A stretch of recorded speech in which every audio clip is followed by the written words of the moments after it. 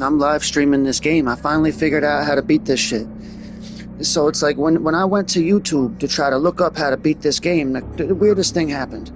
So I'm looking for an item. In the video, the item's on the table. In my game, that item is not on that table. And what it seems is that every new game, like every time you start the game, everything is spaced out in different areas.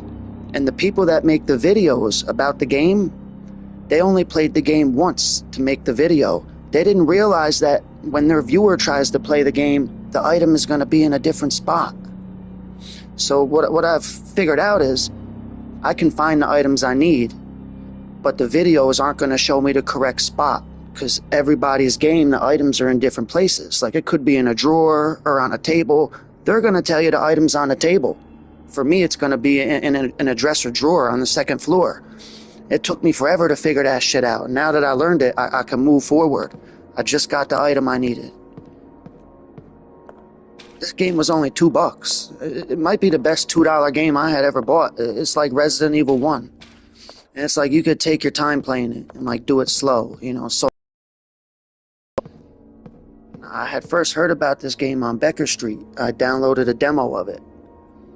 And there's like mad nudity at the beginning. I was like, oh shit, there's like naked bitches and shit at the beginning, like fucking getting strangled and having their fucking boobs and shit touched by like tentacles and shit. It's just because most of them games that you could get for $2 is like press X for platinum. This is a full-fledged game. This is like an entire game, like Resident Evil Part 1. It's the best $2 I ever spent.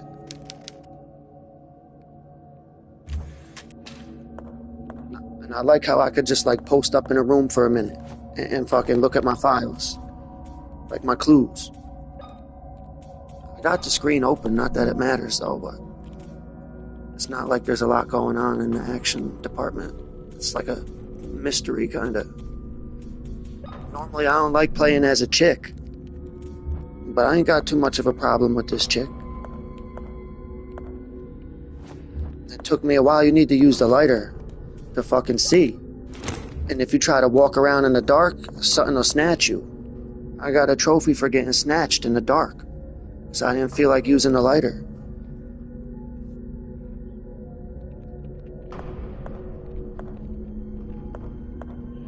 You know, I downloaded that video of my boy getting shot, right? We used to call him fucking Chuck Norris or Jesus, because he would be all act like a Jesus type dude, right? But then you try to press him, he'll fight you like Chuck Norris. So we used to call him the ghetto Chuck Norris or the ghetto Jesus or some shit. And fucking the light in his cell was broken. It would never go out. Like at nighttime it's supposed to dim, but his shit would be bright as fuck at night, and we make fun of him and say that's his Jesus power. His light don't never go out. You know, they're just shining a light on. He's so crazy. He said that they got a vent in the cell, like by the toilet, to like suck the shit smell out. He said that they're pumping gas into his cell and they're watching him through a camera in the fucking ceiling. And I said, you're a crazy motherfucker. He said, you one crazy motherfucker. I caught him in the fucking where we play basketball at, right? He's off in the corner like fucking with the fence, like fucking with the grass and shit. I'm like, yo, you trying to escape? They're gonna shoot your ass. He's grabbing like little flowers and like little pieces of grass and like little 4-leaf clovers. It's like he knew what fucking plants to grab out of the yard to like put like in his tea or something to get him fucked up. He was getting fucked up off plants he picked in the rec yard.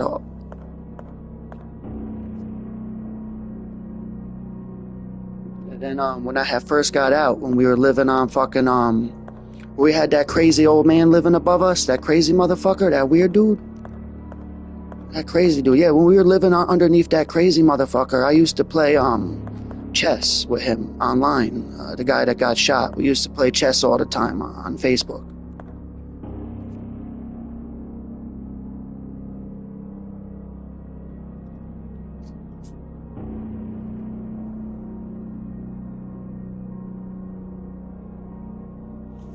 I remember I used to see this guy. He used to stand in line for pills, his medicine. But after he got his medicine, he would do a bunch of candy, and some fucking noodles if you just don't swallow the pill and just spit it up and give it to me. So he did it, and I crushed it up and split it with that Jesus dude. We were smacked. I don't even fucking like sports. I was sitting there watching fucking basketball, you know what I mean, talking about the sports and shit. We were lit off whatever that pill was.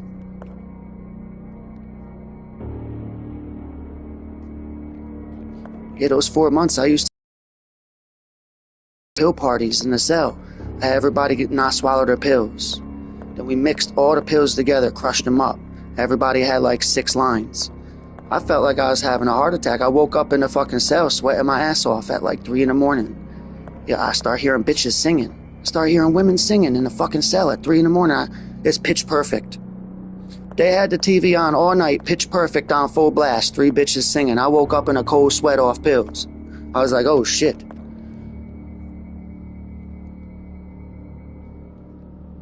I was like, somebody shut those bitches up. I started making fun. I said, I'll take the fat one. Pitch perfect bitches, I'll go with the fat one.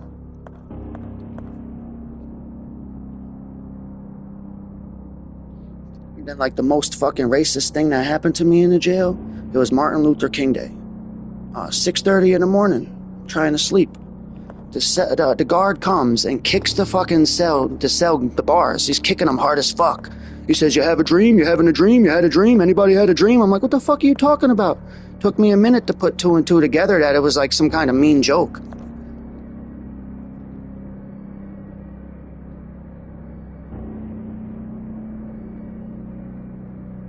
And when I was working at Taco Bell, the meanest fucking guard there, the most crooked guard, his name was Iceberg. He didn't even wear a police uniform, right? Just wore normal clothes and was mean as fuck. He came to Taco Bell with his family. I pressed him. I brought his food up to the counter. I said, yeah, I remember you. Like real mean or whatever. Like he was mad nervous. Like he just took his family and left. They ain't even sit down. They said, could we have our shit to go now instead? Yeah, there is this guard. I ain't a snitch, so I ain't turn him in, but yo, I'm sitting in the fucking cell one day reading a book. This fucking guard walks past the cell, comes in the cell. He says, you need to make your bed, even though the bed was already made. There was like a little wrinkle on it. He said, you need to make the bed or you ain't coming out of the cell for the rest of the day. I said, and what if I come out of the cell right now? He said, you got to do 100 push-ups in order to come out of the cell. I said, that's completely illegal. Make your bed or do 100 push-ups or get locked in. So I said, I'll do the 100 push-ups right now. Where you want me to do them at? He said, come do them in front of everybody. So I had to go in front of the desk and do 2 sets of 50 push-ups. And the fucking first set I did on my knuckles. Then I was like, now I ain't got to make shit, right? I could have my bed messed up all I want as long as I do 50 push-ups in front of you when you come around.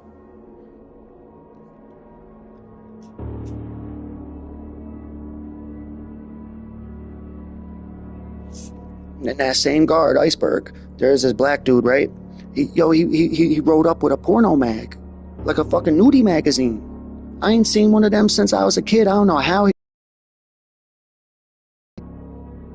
They said he played by Iceberg's rules. Iceberg brought a nudie magazine for him. I was like, oh shit.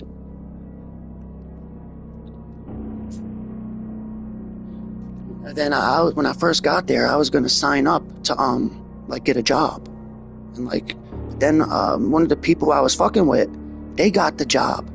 And then they quit, they got fired.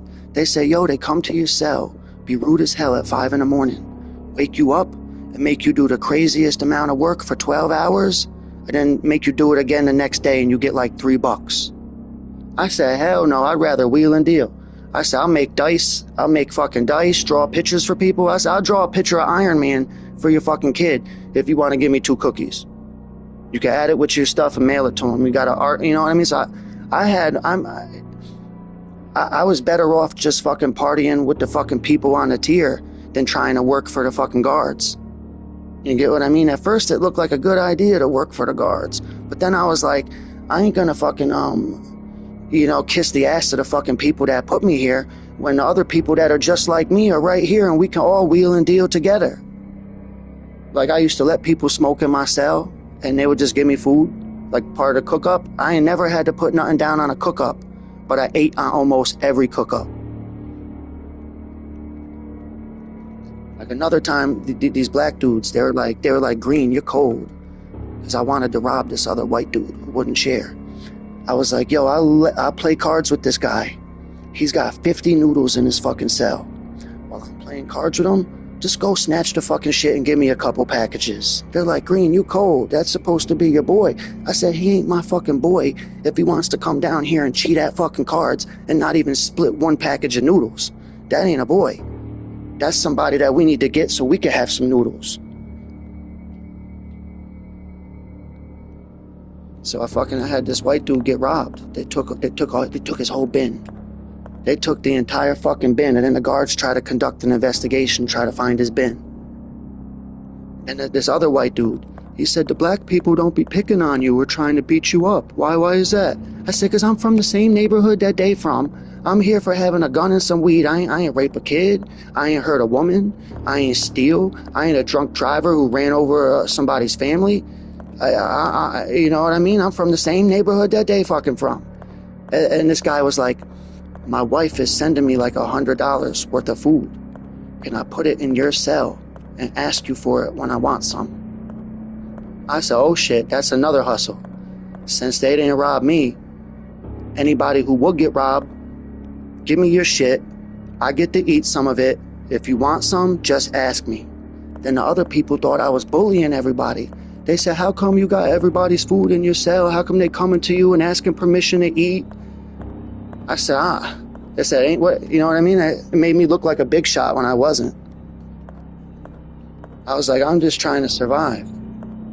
They know that fucking nobody's gonna take the shit out of my cell, so they want to hide it in my cell, and they let me eat because of it. And they just ask permission for their own stuff.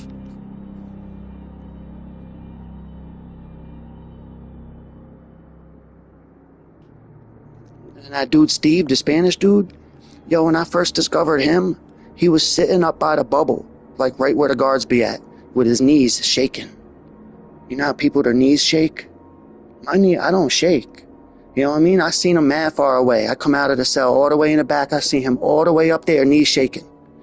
I ran up on him and said, why are you sitting up here by the fucking guards? I said, come back to my table all the way in the fucking back. And he's like, damn, I thought you'd be in danger or something. I said, no. I said, come. I said, I got blood letter. I had a pen, an actual pen from the outside world that you ain't supposed to get. And I called it. I said, I got blood letter. That's blood letter. That's like a real knife. I said, I got blood letter in my cell. There ain't nothing to be afraid of. Because I named my weapon.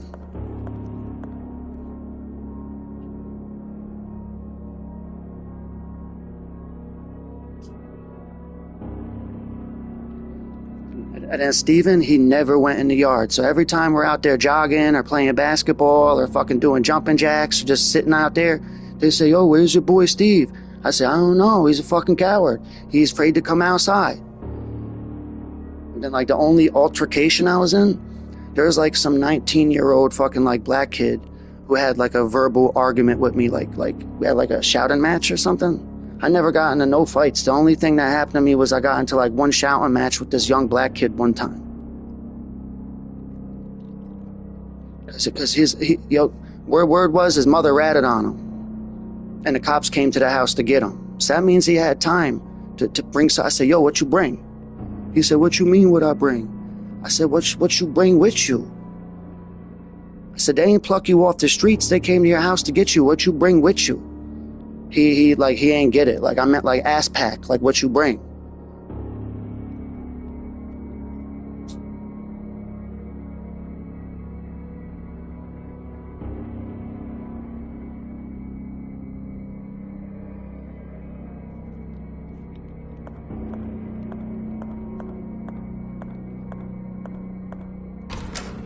Forget it, I was having a flashback. Like, it wasn't really that bad. It was just fucking, how do I put it, like, what I hate, it was just freezing cold all the time. Like, my cell had icicles on the fucking ceiling. Little icicles. So, like, what I did was when the weekenders came in, I would be like, yo, give me your blankets, give me your sweaters, and if they ask you what happened, just say, fucking, I tried to ask you for it and you were scared, so you gave it to me. So just say you gave it away because somebody asked you for it and you were scared. So I have extra blankets, extra socks, all kinds of shit. Because when I got there, all I had was really the clothes on my back and the money that you had dropped off and the money my mom gave me. Then my old buddy fucking, what was his name? Casey. He put $50 in the wrong account. He put $50 in the entertainment account, like to watch TV on the tablet. And only the biggest, meanest motherfuckers are watching the shit on the tablet. So I went up to the biggest, meanest guy there. His name was Big Buck. He was supposed to be like some kind of blood gang member or something. First, I had to go to one of his underlings and be like, could I talk to Buck? Just tell him I need to speak to him, please. It's important. Because he's like the godfather of the tier. You come to him with your problems, he could work it out for a price. So I'm like, yo, they put $50 in my entertainment, man. If you give me $50 worth of food on fucking Friday or $30 worth of food on Friday, just give me a little bit of food on Friday, some noodles, some cookies and shit, you could have the $50 in the account. So I traded the $50 entertainment for $30 worth of cookies and noodles, and everybody, all the white boys, they said, Buck robbed you. They said, he ain't giving you that shit on Friday. I said, if he don't give me this shit on Friday, then next time they put money in my account, I'll keep it. I said, if he wants to get fucking $50 or $70 entertainment time for $30, then he'll pay me this time so he can get it again next time. Sure enough, I was in my cell Friday, minding my own business, just sitting there reading a book. Buck himself came to the cell, handed me a brown paper bag with my shit in it.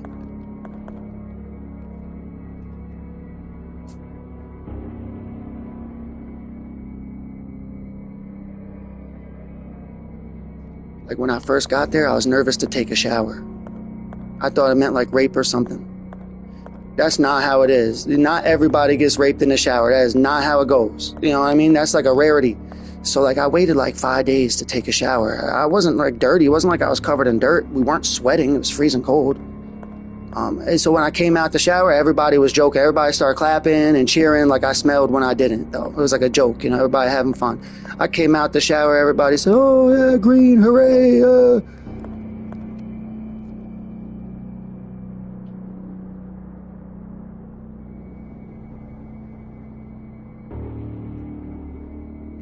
So here's how I got the real pen from the outside world, the one you could use as a knife. So a guard had it in his pocket protector on his chest. So this one guy, he kept coughing uncontrollably. The guard fucking picked him up by, like under his arms, threw him into the fucking cell, like roughed this dude up from coughing.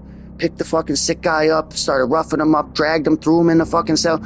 As this happened, the pen fell out of his pocket and he didn't notice. What a little Spanish guy, who I was like friends with, we used to share coffee and shit, he was sweeping the floor and found the pen. Well, I had Colombian coffee from his own country. I said, I'll give you a couple spoonfuls of coffee from your own country if you want to give me the fucking pen, because I do art. Little did he know I already had a pen for art. I needed that for a knife, because when I slept during the day, I had trouble sleeping at night and I would sleep in the afternoon. I'd cover myself up with the blanket and have the pen on my chest. In case somebody fuck with me, I stab them right there. You know what I mean? Like, and fucking, that's how I did that. And a couple people caught onto it because it was a red pen. I started using the color red in a little bit of my ink. How'd you get the red ink?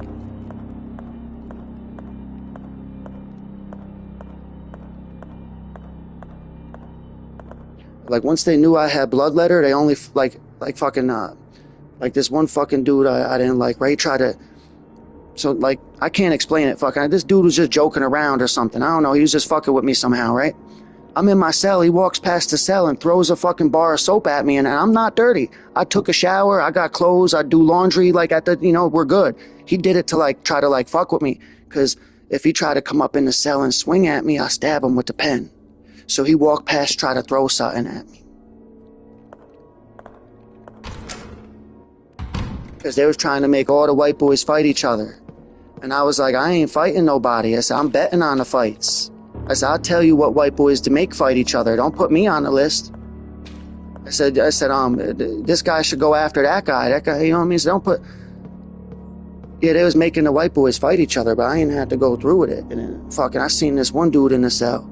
He thought he was locked in the cell, so he thought he could talk shit.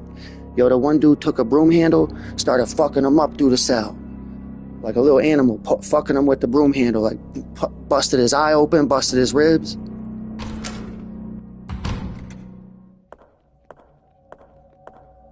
Funny story now. So this guy was there for one day, big fat motherfucker, fattest motherfucker I ever seen. He looked like the Blob from Wolverine. Yo, I sat next to him. I said, yo, you feel heat coming from somewhere? I said, suddenly got warmer sitting next to this motherfucker. So I sat next to that fat motherfucker a couple of times because it's warm as fuck. I said, his body just give off heat. I said, come sit at my fucking table or whatever because you heat the whole fucking room up, you fat ass.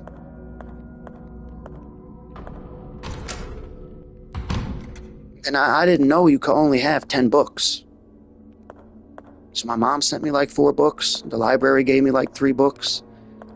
Casey sent me, I had like 15 books, and the guards were ready to take the books from me.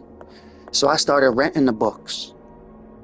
And if they didn't return the books, I ain't care because I ain't paid for them. But most of the people return them. I said, yo, just give me a pack of noodles. You can have the book for 2 days. Another dude came up to me and said, yo, is there a book in here that you want that somebody got, but they won't give it to you? I said, yeah, the old white dude who never comes out of his cell, he got Harry Potter. And another time there was this old black guy, but he acted mad white. And all the young black people used to listen to music on the tablet. And it used to piss everybody off. You know, it bothered me a little bit, the music, but it's the only music we got, really. You know what I mean? So he fucking convinced the guards to take the tablet away because the music was bothering people in the morning. And none of the young black dudes knew who told the guards. I say, yo, that old black dude who don't be coming out of his cell, he told the guards that your music be bothering everybody. So they went in there and roughed the guy up, and they told me the story. They say, yo, Green, we went in the cell. That old black dude started acting white as hell. And they felt so bad for the dude because he was shook. The old black guy was so shook. He went into straight like white man mode. He turned straight white when they walked in the cell to jump him. Like he became a white person. He started crying. They said they ain't never seen an old black man act so fucking white when his life was on the line. I was like, oh shit, like they're like borderline kind of remorseful for what they had done to the poor old fella. And I'm like, yo, I just wanted to make it so we could listen to music again. I didn't want you to beat the shit out of him, but fuck, he's the one who ratted on you guys. Because anybody who snitched in there, if I found out about it, I'm bringing it to the leader of the fucking, I was surrounded by these blood people. I don't really know about gangs, but I know if anybody ratted, I'm taking it straight to the leader of the Bloods that was there, letting them deal with it. That's another reason they like me. They say anybody's ratting or telling or snitching, you bring that shit straight to us and we'll deal with it. And they also told me that stop going to those people to get the drugs, because if you need any drugs, get it from us, because we'll go rob them and then you can get it from us for cheaper. I was like, oh shit, all right, if I need some pills or whatever or need to make a fucking trade, I'll just tell you what person got the pills. You go fucking take the pills from them and then I'll talk to you later.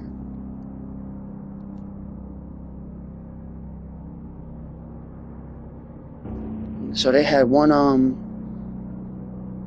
this is like negative, I think. I don't know, because they had me with the red gang. But there was a blue person that got put in there. He had the fucking pitchfork tattoo, and they kept bothering him. He had to leave to go to another place or whatever, where the people wouldn't bother him.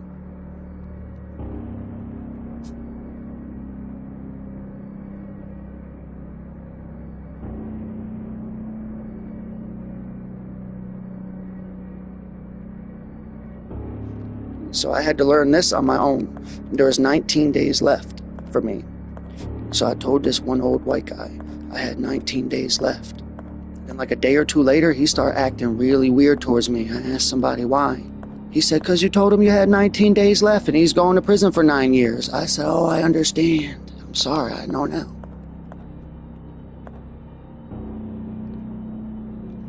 Because I had the old white dudes watch my son. I didn't know at the time, and I only told one guy, the old white guy. There's 3 old white guys that claimed, I don't know how true it is, they claimed they knew Norton and they knew my father. They claimed it. I'd never seen them before. And anytime I needed to take a shower, which was like every second day for like 20 minutes, in between like 7 and 8 p.m., I'd had them stand near my cell to make sure nobody went in it. They would just stand outside my cell talking, 3 old white dudes. That's another reason why the people wanted to hide shit in my cell. And I felt like I could have broke out if I wanted to, but then I would have got caught like two or 3 hours later. And you know what I mean? Like, I could have broke out of the county, but I would have got caught in the woods like an hour later. What am I going to do? Be a fugitive the rest of my life? I was only there for 4 months. No point in breaking out. But I did find 2 ways I could have broke out if I wanted to. One involved the window in the cell. I could have actually fucking... Like, the way that window in that cell was, if you just work on it a few hours a day, like, you could remove, like, fucking, like, part of the wall and, like make it loose, then you'd be out in the fucking yard. So, like, I could have, like, fucked the window up and removed part of the wall and got out into the fucking yard and then climbed over that fucking fence, but... You know? Then, like, fucking I had crazy thoughts. I was like, yo, when I get out of here, I'm gonna fucking act like I wanna and crash it right into this fucking place. Then I thought to myself, if I crashed a crop duster into the jail, nobody would escape. They would say, oh, like, I wanted to free everybody. And sacrifice myself because I was going crazy. And I was like, yo, I say, yo, I'll fucking crash a crop duster into this fucking place and everybody goes free. They wouldn't even go free. If you crash a helicopter into a jail, nobody's gonna run out the fucking door. They'll be too scared. They want to serve their time. That's why I couldn't find any. There's this one kid. He looked like the son of Chucky. Rumor has it he raped some girl. I'm like, why ain't nobody fucking up the son of Chucky? They said, we don't want to catch an extra charge. I said, but he raped some girl and looked like the son of Chucky. You ain't gonna fuck him up? You know? And I said, what about the snitches? I said, what about the snitches? They said, if you fuck up, if you try to assault a snitch, it's like hurting a cop. So, like, another funny story. One day I'm sitting there with everybody who's there. Some guy who looks like Steven Seagal, a new guy on the tier. They bring him in. The paper on the desk where the guards are. Well, we had eyes and ears everywhere. So our people that stand by the guards, we got our watchers, our one motherfucker. But since he looked like Steven Seagal, we got to pick. You know, nobody don't really want to fuck with this guy. You know, so finally somebody had the balls to go up and press fucking Steven Seagal, and they removed his ass.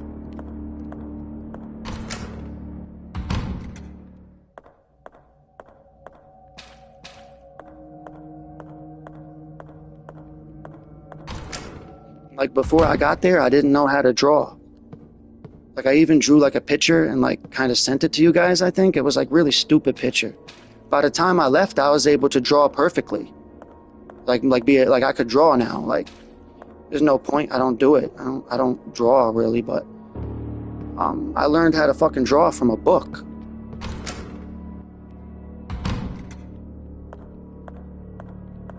So like when the book teaches you, it's like you don't have to obey every step of the book in order to learn to draw. It's more like a guideline. Like, first they told me to draw a stick figure and then like flesh out the stick figure, but you don't have an eraser in jail. So I couldn't make the stick figure. So I had to like adapt. Like, so I was able to, first I started by being able to draw any superhero. Like Spider-Man, I wanted to figure out, the trick to drawing Spider-Man is he's always in some kind of pose, so you never have to draw his whole body. Hardest thing about Spider-Man is just making them designs on his body. You could just draw the outline of a person and then put Spider-Man inside the outline.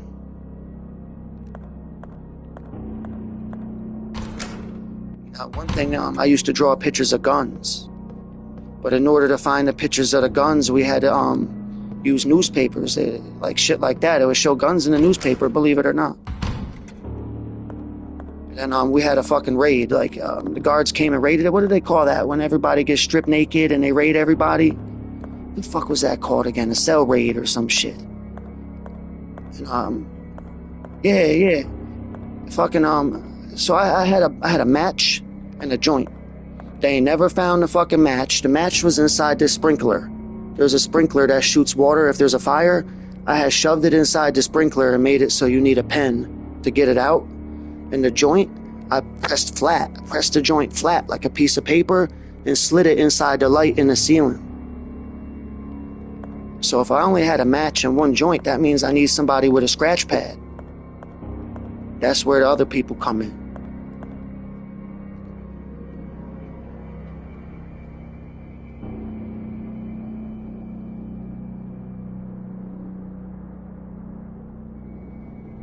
Yo, one time I wanted a haircut, right? They was like, yeah, sit down, we'll give you a haircut. Yo, they gave me like they shaved the middle of my head and left hair on the left and right and was joking with me, acting like they was gonna leave me like that. I say, I know you didn't just shave the top of my head and tell me I'm done. You know what I mean? Of course they finished. They was just fucking with me or whatever, but that shit was kind of funny. And then this one guy, he was like 17. I guess he had a father who had a big time rap sheet and the same name as him. And his father was in a different part of the jail. So it came time for him to go home, this young guy. They wouldn't let him out because they thought he was his father. He had the same name as his. He started crying. He's in the cell screaming and crying. They think I'm my father. Oh my God. They wouldn't let him out. It kept him there for like 2 extra days. They thought he was his fucking dad, I guess. And fucking when they let me out, they acted like like I was in the waiting room of the jail. A couple people said, why are you still in the waiting room? I said, because it's 0 degrees outside. I ain't got no sweater, no nothing. I'm in here in street clothes. What am I supposed to do? Go outside and freeze? I said, I'll sit in this fucking waiting room till the jail fucking closes and then walk outside the place.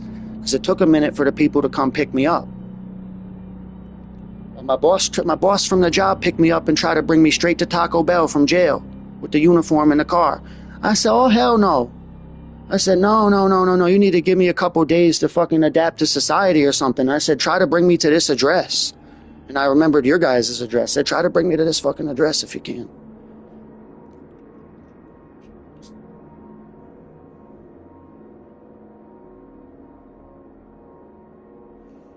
And then a year later, my mother disappeared with that retired mobster. They moved to the dead brother's house in Las Vegas. My stepfather, he was involved in a gambling mafia triangle from Florida to New York to Las Vegas, a triangle. Now, his brother in Las Vegas was the leader. Well, he died of a heart attack, probably drug-related. Well, I'm assuming that the guy left tons of money hiding at the house, because first thing they did was, as soon as the brother died, move into his home. I remember when I was a kid, my mother tried to play a game with me. She had these foil bricks. She had like little bricks of tinfoil. I didn't know it was money at the time. She had like 2 or 3 dozen bricks of money, because it was the when you gamble, like, you gotta have the payouts. That was the money to pay the people who won. You take the money when you place the bet. They say, I want $100 on this team. Well, if they win, you gotta give them like 150. So you need stacks. And the cops were coming after my stepfather. They already raided his mother's house. They raided his house. They raided the brother's house in Las Vegas, but they never found out about my mom. And she knew I had just started smoking weed. So she wanted to know where my weed hiding places was. Hey, where do you hide your weed at? I want to put this there. Yo, so I had to reveal my hiding spot.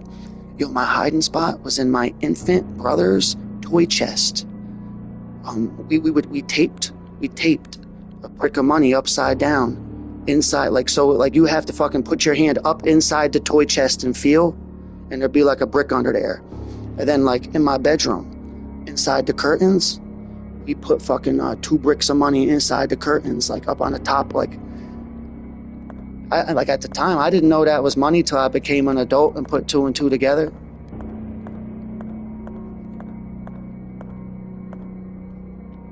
And once I found out my mother had all that kind of money, I started stealing money from her. She never knew. I used to take $20 out of my mother's purse every single day, 7 days a week, for like 2 years. It was her whole entire purse. There wouldn't even be nothing in it. It would just be a bag of fucking $20 bills. My stepfather would just keep her with the bag. You know what I mean? That's how, as long as she had a fucking purse that was stuffed with $20 bills, That's how he kept that bitch happy. Give her the bag.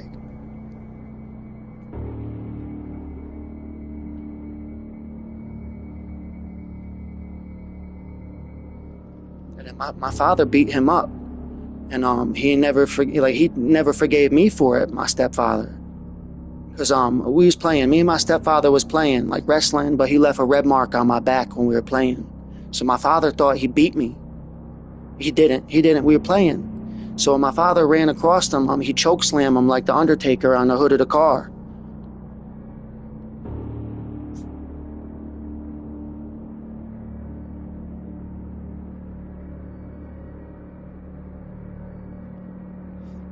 One time, I thought my father was going to get his ass whooped because he was a loudmouth and he was handicapped. I seen him dodge a punch, and then punch this guy in the face, caved the whole side of his... This guy had an eye piercing above his eye, a little ball. He caved the eye piercing inside the fucking dude's head. He dodged a punch and then swung at the dude one time, caved that shit into his head. The dude collapsed on the ground like part of his skull was broke or some shit. This was when me and my father, we went up to visit his friend. Went to go visit his friend who lived in the mountains, and we had to stay in the cabin. My father had a friend who lived in the mountains and lived in a cabin. We went to go stay in the cabin for the weekend. Well, the guy in like the next cabin over was like a punk rocker, like some weird punk rock guy who was like a violent drunk. And like I don't know what happened or whatever, but I honestly thought that my father was gonna get his ass whooped. I was nervous as fuck. I said, oh my God, he's gonna get killed. And then I seen the dude go down and just lay there. I was like, oh shit.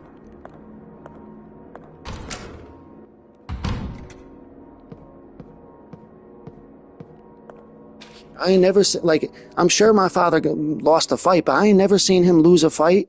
And I seen him win 3 fights, but the only time I ever seen him lost a fight was when I fucked him up. And he called the cops. He tried to attack me with a piece of wood. And I fucking disarmed him and beat the shit out of him with it. And he called the fucking police on me. Then he didn't press no charges. I said, when you came at me waving a fucking piece of wood, and I'm your son, you know I'm your son, and I'll fight you back. You came at me with a fucking piece of wood. You're lucky I let you hit me with the piece of wood twice before I took it back and started beating you with it. Like, I actually let him hit me twice with the shit. Because I didn't want to hurt him. I didn't want to hurt him. I loved him. I knew I could beat him. So I said, maybe if he just smacks me twice with the piece of wood and I act like I'm hurt. You know what I mean? I said, fuck that. I wound up snatching that shit out of his hand, beat the shit out of him in the hallway with it. And my friend Jimmy, he's dead. Jimmy's dead, but his father was there. Bernard, Jimmy's father. So he said, oh man, don't do that to your father. What are you doing? Blah, blah, blah. It's your dad. I said, yo, he just tried to hit. So you seen what he did to me. He deserves what I'm doing to him. So like, fucking Bernie had to like pull me off of him in the hallway, 3rd Street. But then like, now that my father's dead, like I kind of, like the time I beat my father up, that's one of my greatest times that we spent together. Like not everybody can say they beat up their dead dad and then they still loved each other in the end.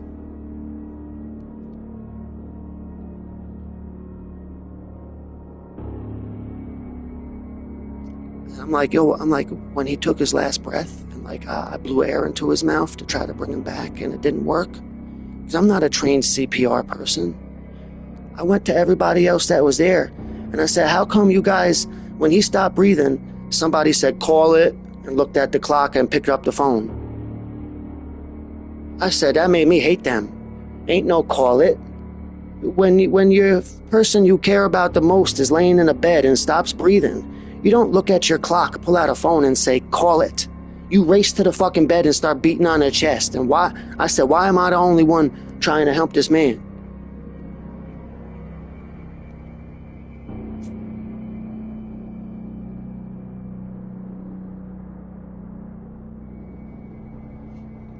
Right, back to the game. I gotta look for the hatch on the ground that's tied with wire so I can cut it with the knife and get into the basement.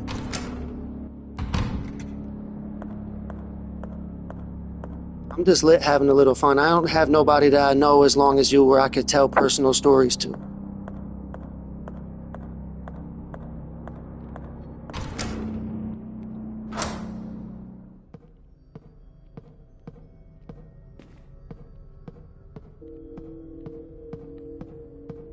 police got me. They said, this gun has been fired.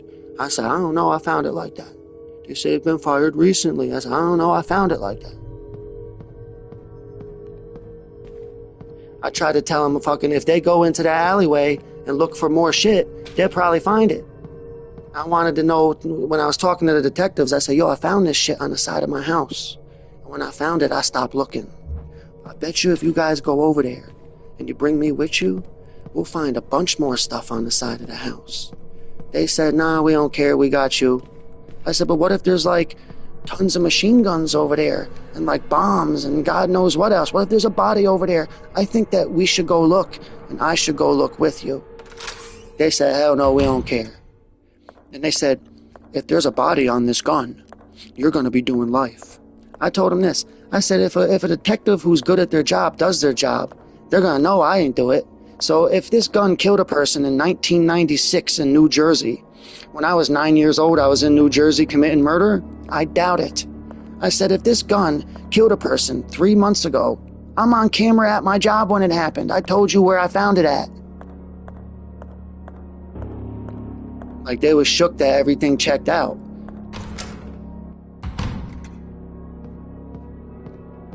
Then when I met the public defender, they said, who were you with that night?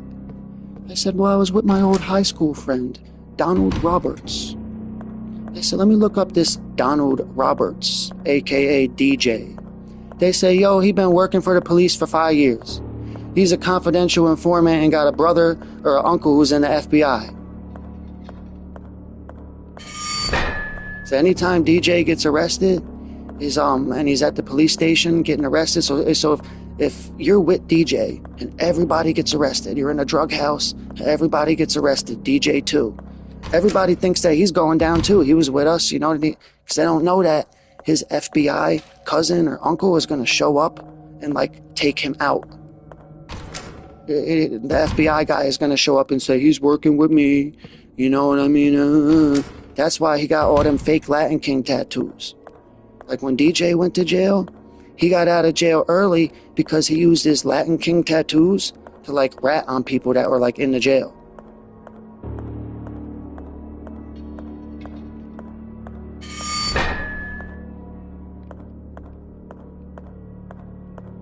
Hold on, I gotta remember where to go. I'm like a little bit lost.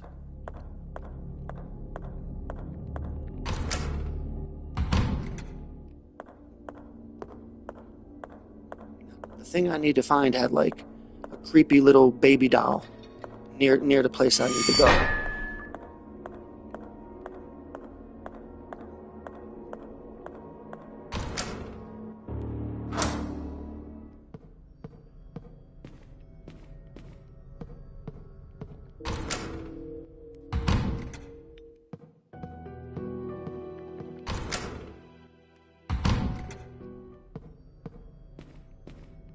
If I just explore this whole building, I'll eventually stumble across where I need to be.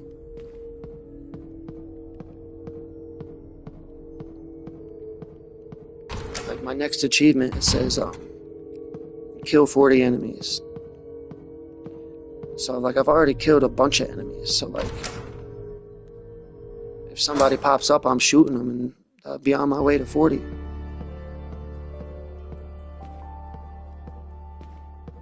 I think I remember it's downstairs.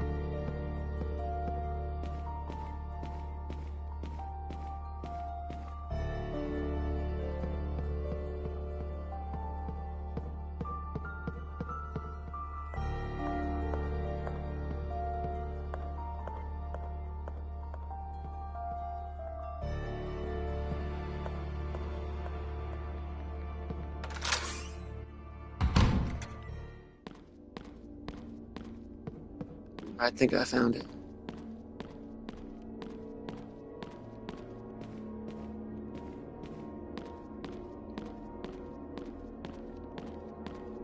Here we go.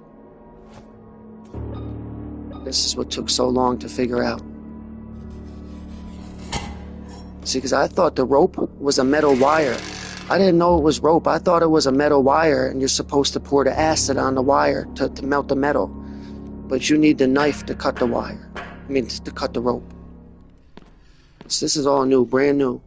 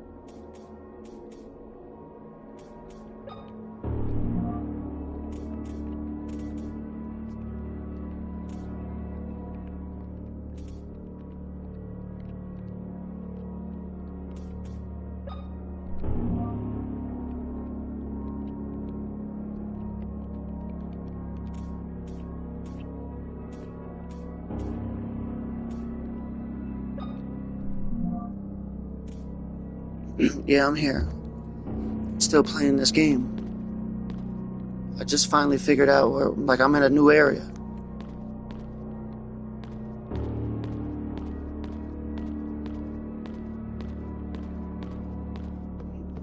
Yeah, I wish Daima was a little better than it was. It's watchable, but what a disappointment. Like, that shit called SDBH on YouTube. The 5-hour video, SDBH, it's called. That's way better than Daima. Super Dragon Ball Heroes, the 5-hour movie, where it got Super Saiyan 3 Goku Black. That shit was way better. Yeah, maybe you should check that out instead. It's easy to um, so it's easy to find. It's SDBH and then the word full, and it should be the first thing that pops up. Now it's basically all those 15-minute episodes that came out once a month, back to back to back in a 5-hour movie. Like, 'cause we had stopped watching it like a few months in. It used to come out with one episode a month for like 15 minutes. Well, it happened for like 2-3 years. We just didn't watch all of them. Now all of them are together like a movie, and it like kind of makes sense.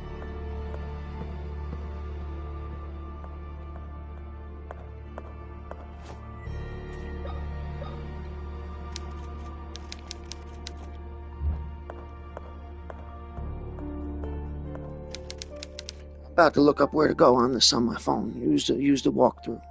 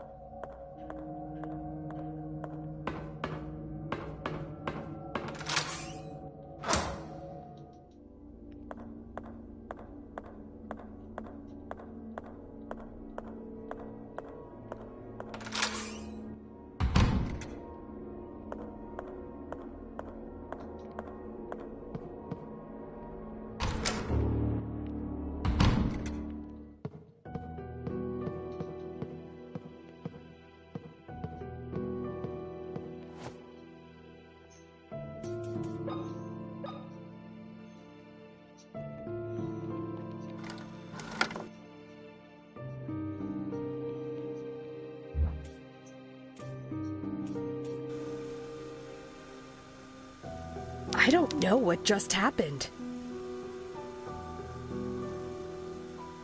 There was a dead creature lying on an operating table. It had blades for hands. After circling the body 3 times, it rose and tried to kill me. I found an old scalpel. The priest told me it would have been used in the basement morgue. I should find some leads about the girls there.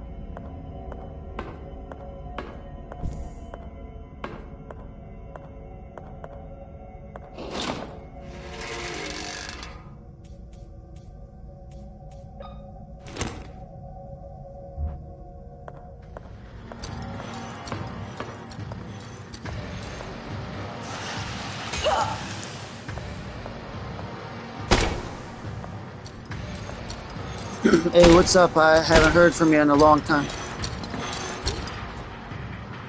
Pretty good. Weird question. Have you ever heard from Alpha? I haven't spoken to him in a while. I don't even remember. I don't even know. I probably didn't do nothing. Probably told him act normal when he's in the party.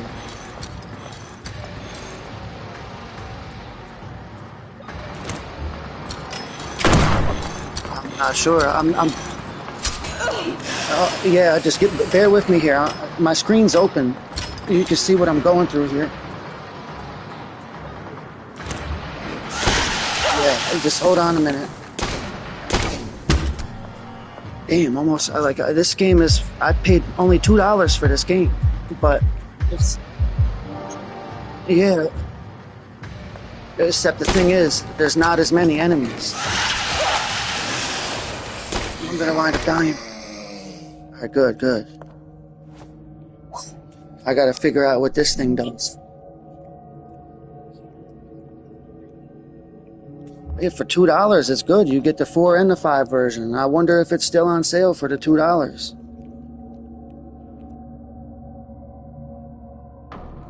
So on Tuesday they're putting out the Ninja Turtles game for the PlayStation Plus. Yeah, so I'll finally be able to get the platinum on it. I was there with you when you got it. I was with you when you got it, and I always wanted it since then. Now they're finally gonna let me get it.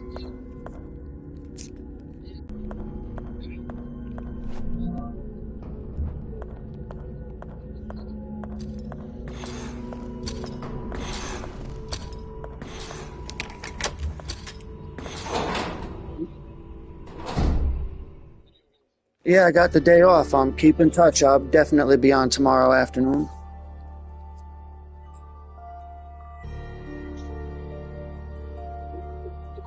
All right, cool. Peace. Anytime.